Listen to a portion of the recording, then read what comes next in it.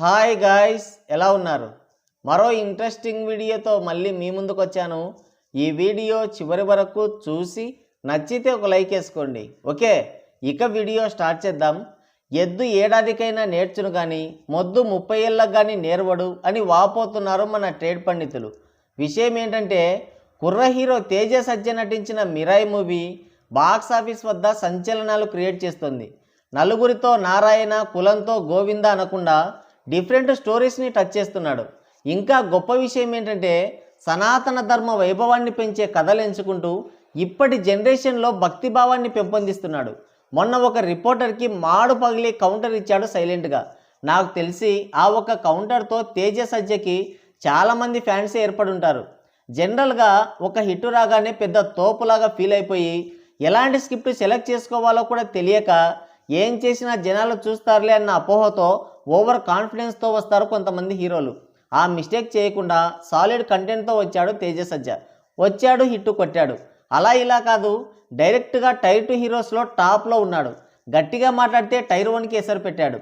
తండ్రికి బాబాయికి భజనలు చేసుకుంటూ ఇండస్ట్రీకి ఎంట్రీ ఇచ్చి 2 పుష్కరాల కాలమైన మన tower star, safe hand social media star ఇప్పటికీ ఆ ఫీట్ని అందుకోలేకపోతున్నారు.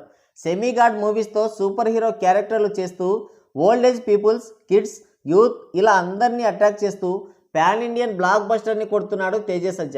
నార్త్ మార్కెట్ అనేది ఒక మాయ, అలాంటిది అక్కడ కూడా వండర్స్ క్రియేట్ చేస్తూ తన హిట్ స్ట్రైక్ని కంటిన్యూ చేస్తున్నాడు.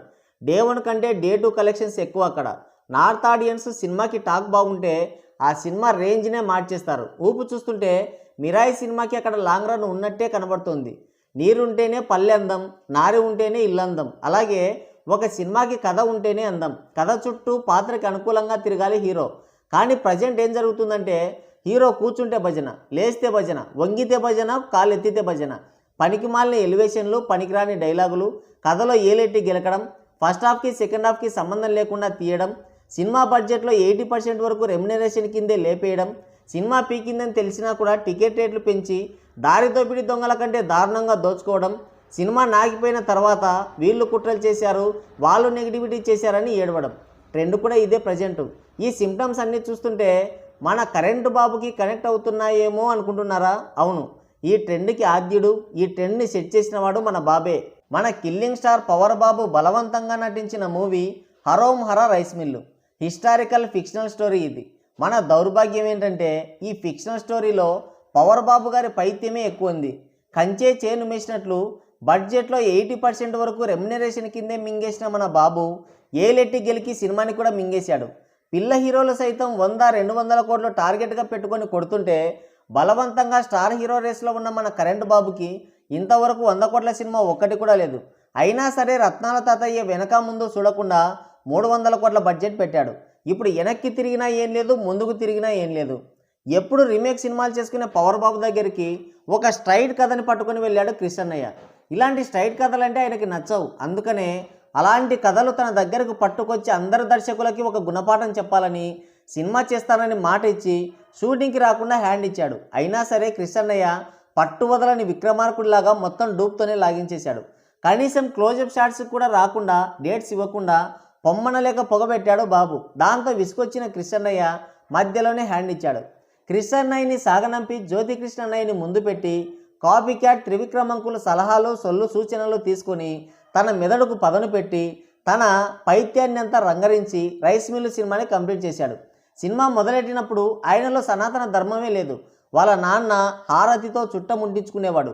ఇప్పుడేమో 5 ఏళ్ళు గడిచిపోయాయి కదా, కాబట్టి గెలిచిన తర్వాత ఆయనలో సనాతని నిద్రలేచాడు. అందుకనే ఫస్ట్ హాఫ్కి సెకండ్ హాఫ్కి సంబంధం లేకుండా పోయింది సినిమా. ఇప్పుడు మిరాయి సినిమా చూసి ఊగిపోతున్న ప్రేక్షకులు పవర్ బాబు రైస్ మిల్లును చూసి ఊగిపోకుండా సినిమానే ఊసేశారు. ఎందుకంటే ఈయన పొద్దున్నే రంజాన్ చేసి మధ్యాహ్నం సనాతనం అని కాషాయం తొడిగి రాత్రికి రష్యన్ చర్చిలో ఆమెనంటాడు. అందుకే జనాలు నమ్మలేదు. మొత్తానికి ఏలెట్టి గెలికి సినిమాని సంకనాగించేశాడు. ఎత్తిపోయిందని ముందే తెలిసినా ఒక్కో టికెట్ 800-1000 రూపాయలు పెట్టి ఫ్యాన్స్ని దారి దోపిడీ దొంగల కంటే దారుణంగా దోచుకున్నాడు. ఇక్కడ బాధాకరమైన విషయం ఏంటంటే, టికెట్ రేట్లు పెంచి ఫ్యాన్స్ని దారుణంగా దోచుకున్నదే కాకుండా మీ గుల మేరకే టికెట్ రేట్లు పెంచాను అన్నాడు. పాపం డబ్బులు పోయినా వాళ్ళు బాధపడలేదు, సినిమా పోయినా బాధపడలేదు. కానీ టికెట్ రేట్లు పెంచి మీ గుల తీర్చానని అన్నందుకే వాళ్ళు మరింత ఎక్కువగా ఫీల్ అయ్యారు. ఇంకా బాధాకరమైన విషయం ఏంటంటే, మీ కోరిక మేరకే టికెట్ రేట్లు పెంచాను అనగానే బాధతో రెండు చేతులు జేబులో పెట్టుకొని నడుచుకుంటూ వెళ్దాం అనుకున్నారు. జేబులో చేతులు పెట్టుకున్నారు. అయితే బెనిఫిట్ షో పేరుతో రెండు జేబులకి అప్పటికే చిల్లు పెట్టాడు మన కరెంట్ బాబు. దెబ్బకి రోడ్డు మీద పడేసే రేంజ్లో టికెట్ రేట్లు పెంచి దోచుకున్నా డే 1 కలెక్షన్స్ కూడా రాలేదు. నాకు తెలిసి ప్రీమియర్లు వేసి నాకిపోయిన ఫస్ట్ సినిమా ఇదే అనుకుంటా. రెండో రోజుకి అండర్ గ్రౌండ్కి వెళ్ళింది సినిమా. అయితే 800-1000 రూపాయలు పెట్టి ఆడియన్స్ని పవర్ బాబు దోచుకుంటే తేజ సజ్జ మాత్రం నార్మల్ టికెట్ ప్రైజెస్తో ఆడియన్స్కి డబుల్ ఎంటర్టైన్మెంట్ ఇస్తున్నాడు. లో టికెట్ రేట్ అయినా కానీ డే 1 కంటే డే 2, డే 2 కంటే డే 3 కలెక్షన్స్ ఎక్కువ. జస్ట్ 3 రోజులకే 70 కోట్ల పైన రాబట్టాడు. ఇది కదా అసలైన స్టార్డమ్, అసలైన హీరోయిజం. కనీసం ఇప్పటికైనా భజనలు, ఎలివేషన్లు, ఏలెట్టి గెలకడాలు, ఆడియన్స్ని దోచుకోవడాలు ఆపేయండి అని హితవు పలుకుతున్నారు మన ట్రేడ్ పండితులు. ఇంకో విషయం, ఇదే సినిమాని మన పవర్ బాబుతోనో లేదంటే చిరంజీవితోనో చేసి ఉంటే నిర్మాత ఇప్పటికే తూర్పు తిరిగి దండం పెట్టుండేవాడు. ఎందుకంటే రెమ్యునరేషన్ కిందే 100 కోట్లు లేపేసేవాళ్ళు. ఇక ఆ గ్రాఫిక్స్ కైన్ మాస్టర్లో చేసుకోవాల్సి వచ్చేది. పైగా బోనస్గా కథలో ఏలెట్టి గెలికేవాళ్ళు. అది నేరుగా అండమాన్లో ల్యాండ్ అయ్యిండేది. 800-1000 రూపాయలు పెట్టి రైస్ మిల్లుకి బొక్క పెట్టుకున్న వాళ్ళంతా ఇదే ఆలోచిస్తున్నారు ఇప్పుడు. దొబ్బిన సినిమాకి 800-1000 పెట్టి దోచుకున్న పవర్ బాబు గ్రేటా, లేదంటే లో టికెట్ ప్రైజెస్తో కంటెంట్తో రైస్ మిల్లు సినిమా కలెక్షన్స్ని బీట్ చేయబోతున్న తేజ సజ్జ గ్రేటా? మీరేమంటారు? కింద కామెంట్ చేయండి.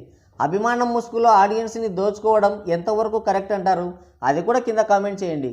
సో గైస్, ఇది వీడియో. మరోసారి మరో ఇంట్రెస్టింగ్ వీడియోతో మళ్ళీ కలుద్దాం. Thank you, take care, bye bye.